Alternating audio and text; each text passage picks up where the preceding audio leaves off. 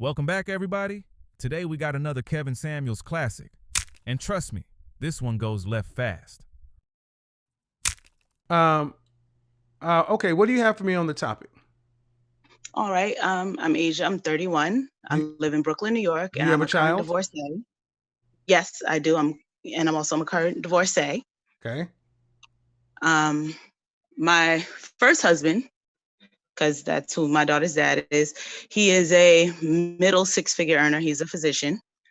So I feel like personally I present myself well to men in that financial bracket. Okay, what's the question?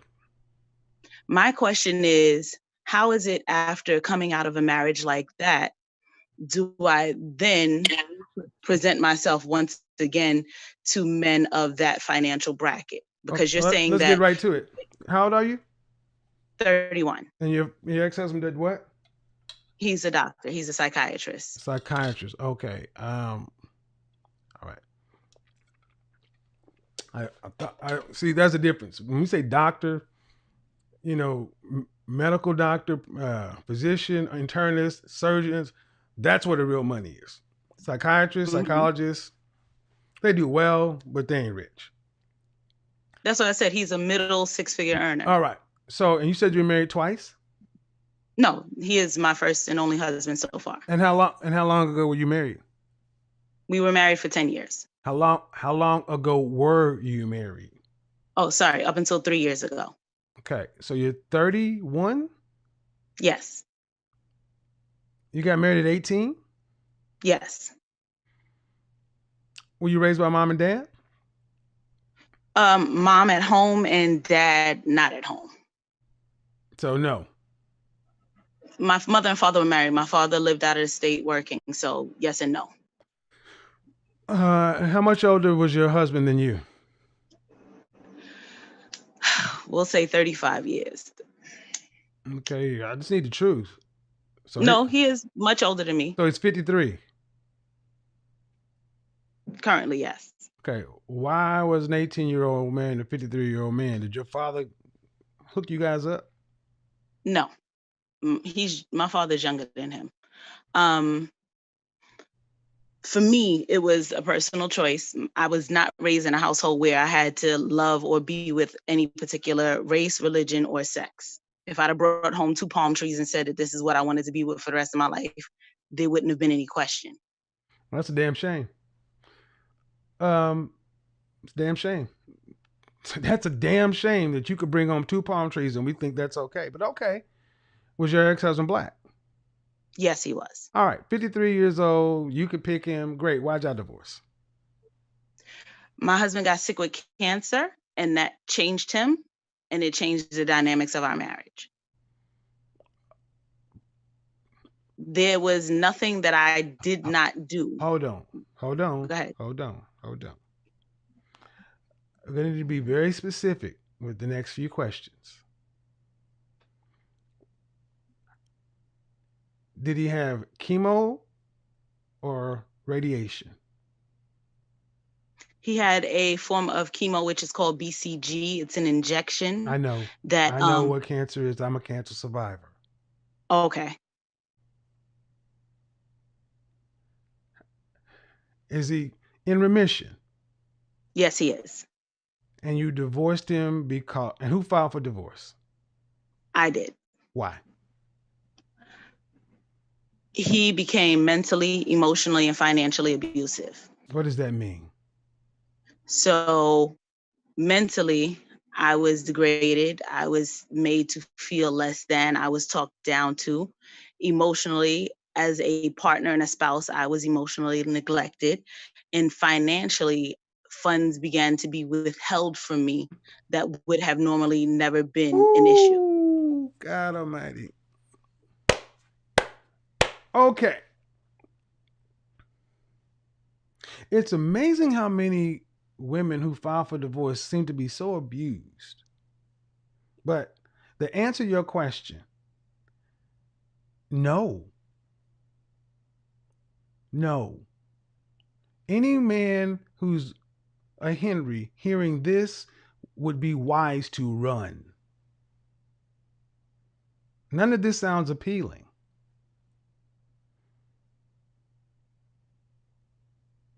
Do you understand why? That's the reason why I'm calling and asking said Well, ma'am, you question. got married at 18 years old to a Okay. man who was 53. How old was he when you got married? 43? No. Yeah. You No, th- he was shit.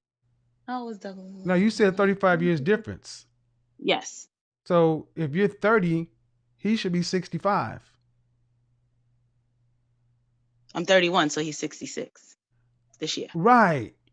Okay. So for everybody at home, she was 18, married to a 53-year-old. And he took care of you just fine up until he got sick. Correct. And then when he was fighting for his life, you became a snowflake.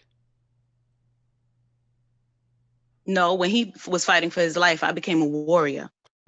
There was Whoa. Okay, I'll give you that one.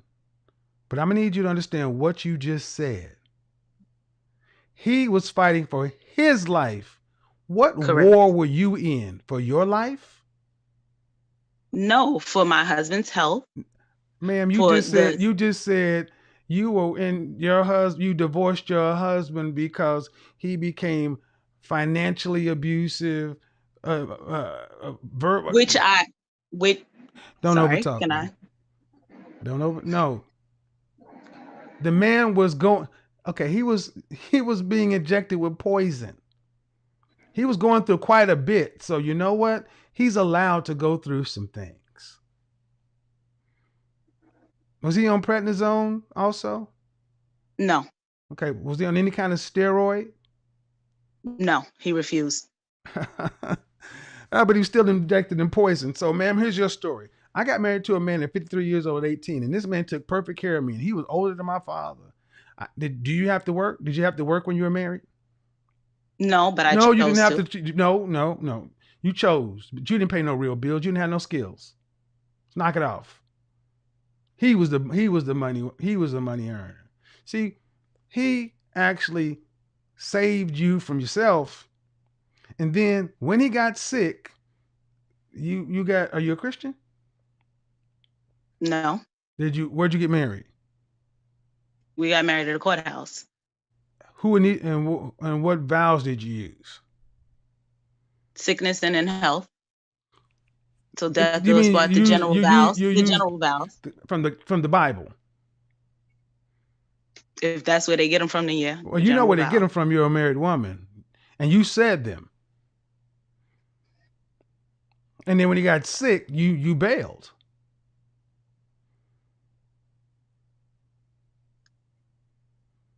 No, I did not. But I hear what you're saying. No, you did. You just don't want to hear it that way. You left. You're sick. No, I did. You divorced your cancer suffering husband. Once he was in remission after okay. So I did. Okay. I would never leave anybody like that because I would hate to be left like that. Right. There was not a doctor's appointment. So are you working right now? Currently, yes. Okay. And what do you do for a living? I own my own private consultancy business. How did you get the money to run that business? By working other jobs. I've been a flight attendant, so I saved my own money. Okay, so I want to get straight. You mean your ex-husband didn't have any money tied? He didn't help you get to start your own business. You didn't take any money from or resources from the marriage. No. When I left the marriage, all I wanted was my name, my car, and my daughter's college account. That's it. Your name, your car, your college account. Okay. Yeah, I got other people in here. I'm gonna just tell you right now, no, ma'am, nope.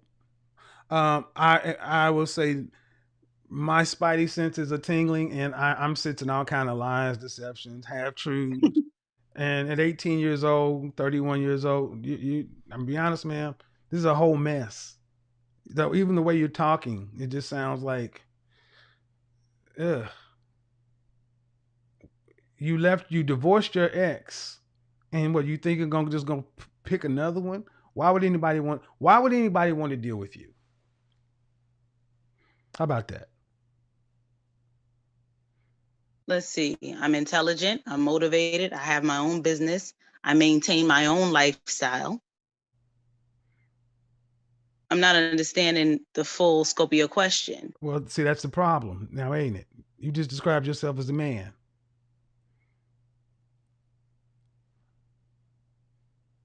See, you got to understand what the men want.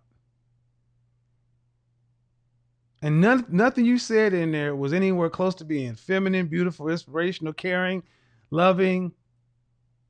The way you're talking almost sounds like a dude.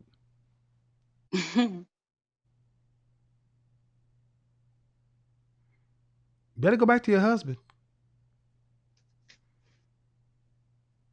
That's all you got. Especially in New York. What part of New York? Brooklyn. Oh, yeah. No, it's done. And how tall are you? I'm 5'4". How much do you weigh? 180. Goodbye.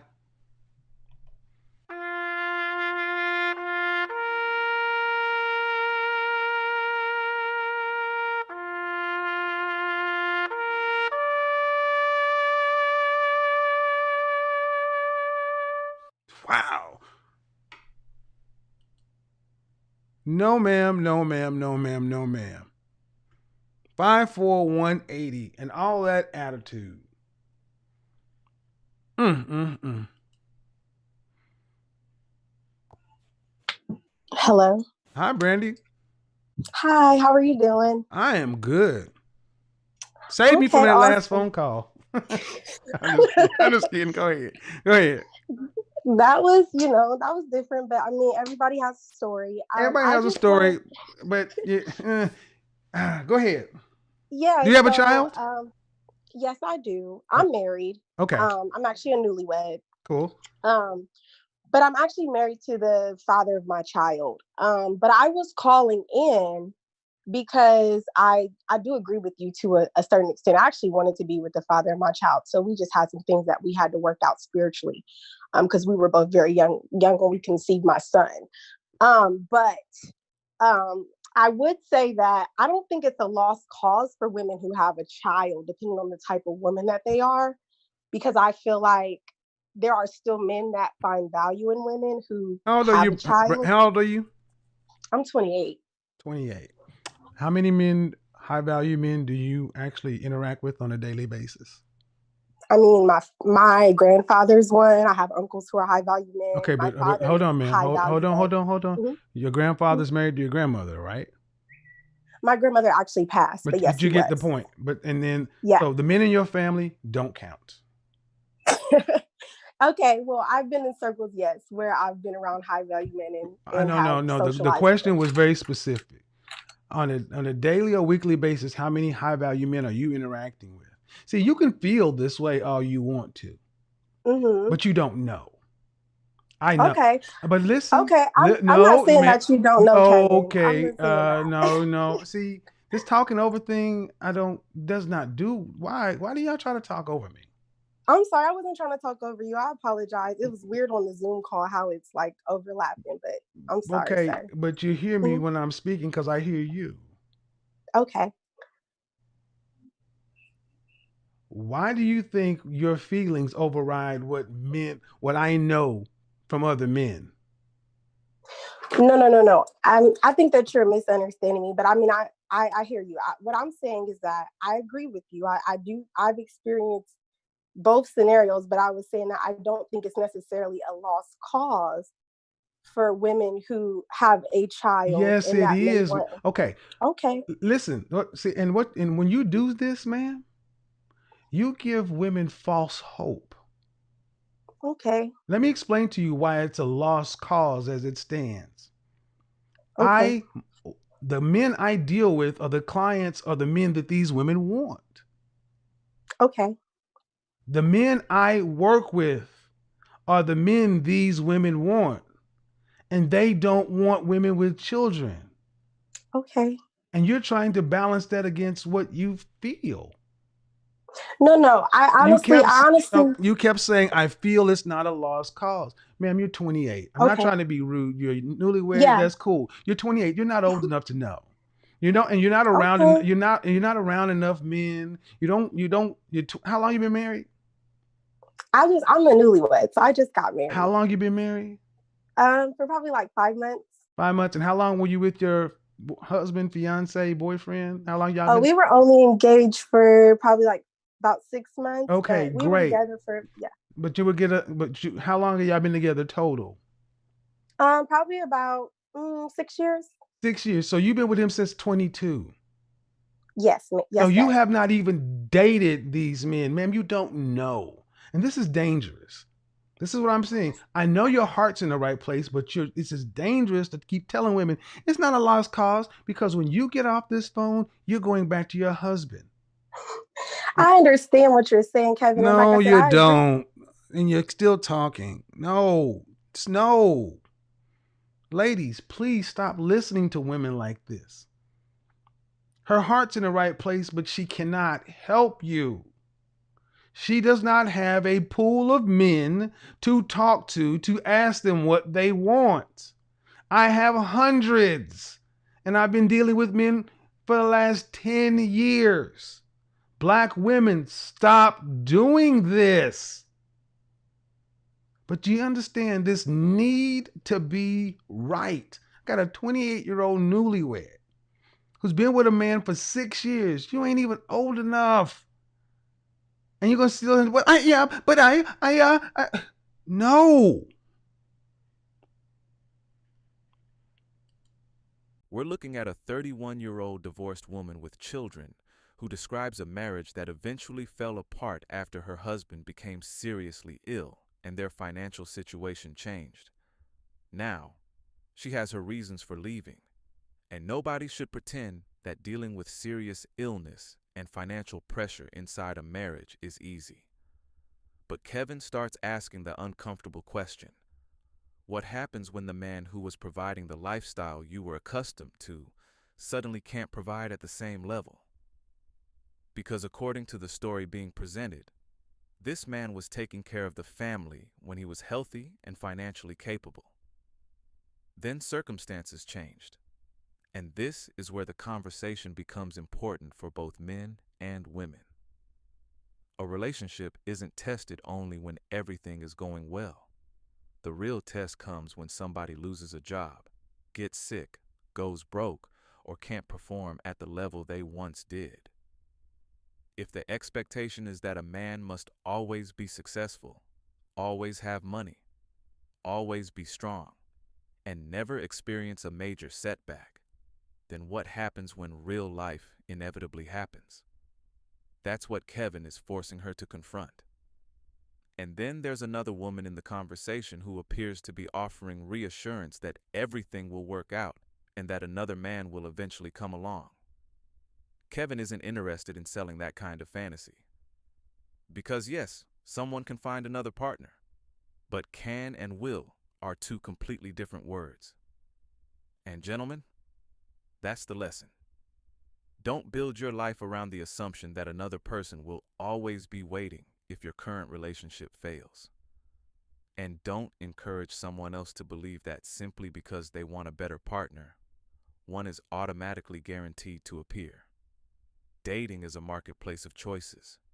Men have standards, women have standards, and every person has to live with the consequences of the decisions they make.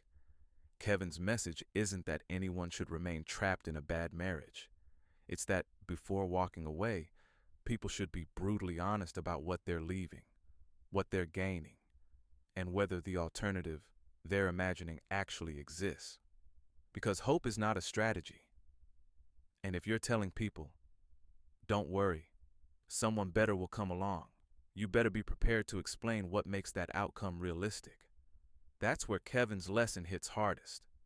Don't make life-changing decisions based on a fantasy of guaranteed options. Subscribe, hit the notification bell, and tell me in the comments. Should people stay committed through major financial or health setbacks, or is there a point where leaving becomes justified?